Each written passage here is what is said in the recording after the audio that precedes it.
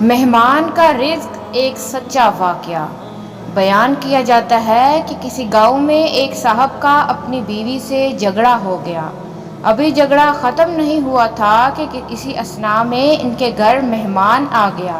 خاوند نے اسے اپنی بیٹھک میں بٹھا دیا اور بیوی سے کہا کہ فلاں رشتہ دار مہمان آیا ہے، اس کے لیے کھانا بنا لو۔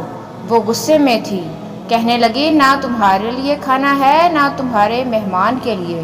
وہ بڑا پریشان ہوا کہ لڑائی تو ہماری اپنی ہے، اگر رشتہ دار کو اس بات کا پتہ چل گیا تو خواہ مخواہ خاندان میں بات ہوگی اور خواری الگ سے ہوگی۔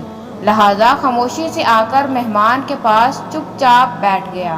اتنے میں سے خیال آیا کہ چلو بیوی اگر روٹی نہیں پکاتی تو سامنے والے ہمارے ہمسائے بہت ہی اچھے ہیں، میں انہیں اپنے مہمان کا کھانا پکانے کے لیے کہہ دیتا ہوں۔ چنانچہ وہ ان کے پاس گیا اور کہنے لگا کہ بیوی کی طبیعت آج کچھ خراب ہے، لہٰذا آپ ہمارے مہمان کے لیے کھانے کا انتظام کر دیں۔ انہوں نے کہا ٹھیک ہے۔ وہ مطمئن ہو کر مہمان کے پاس آ کر بیٹھ گیا۔ مہمان کو کم از کم کھانا تو مل جائے گا جس سے میری عزت بچ جائے گی۔ تھوڑی دیر کے بعد مہمان نے کہا کہ ذرا ٹھنڈا پانی تو لا دیجیے۔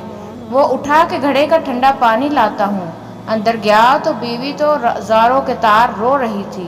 وہ بڑا حیران ہوا اور کہنے لگا کیا بات ہے، اس نے پہلے سے بھی زیادہ رونا شروع کر دیا۔ کہنے لگی بس مجھے معاف کر دے۔ اس کے خاوند نے کہا کہ بتاؤ تو صحیح آخر تمہارے رونے کی وجہ کیا ہے، تم ایسے کیوں رو رہی ہو؟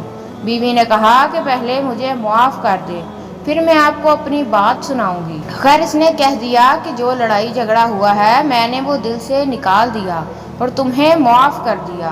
پھر وہ کہنے لگی کہ جب آپ نے آ کر مہمان کے بارے میں بتایا اور میں نے کہہ دیا کہ نہ تمہارے لیے کچھ پکے گا اور نہ ہی تمہارے مہمان کے لیے کچھ پکے گا، آپ چلے گئے، مگر میں نے دل میں سوچا کہ لڑائی تو میری اور آپ کی ہے اور یہ مہمان رشتہ دار ہے، ہمیں اس کے سامنے اپنے جھگڑے کی پول نہیں کھولنا چاہیے۔ چنانچہ میں اٹھی کہ کھانا بناتی ہوں۔ جب میں باورچی خانے میں گئی تو میں نے دیکھا کہ جس بوری میں ہمارا آٹا پڑا ہوا تھا، ایک سفید لباس شخص اس بوری سے آٹا نکال رہا ہے۔ میں یہ منظر دیکھ کر سہم سی گئی۔ وہ مجھے کہنے لگا اے خاتون پریشان نہ ہو، یہ تو تمہارے مہمان کا حصہ تھا جو تمہارے آٹے میں شامل تھا، اب چونکہ یہ ہمسائے کے گھر میں پکنا ہے اس لیے وہی آٹا لینے کے لیے میں یہاں آیا ہوں۔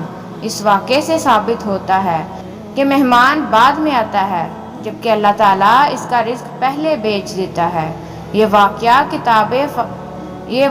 کتاب خطبات فقیر سے ماخوذ ہے۔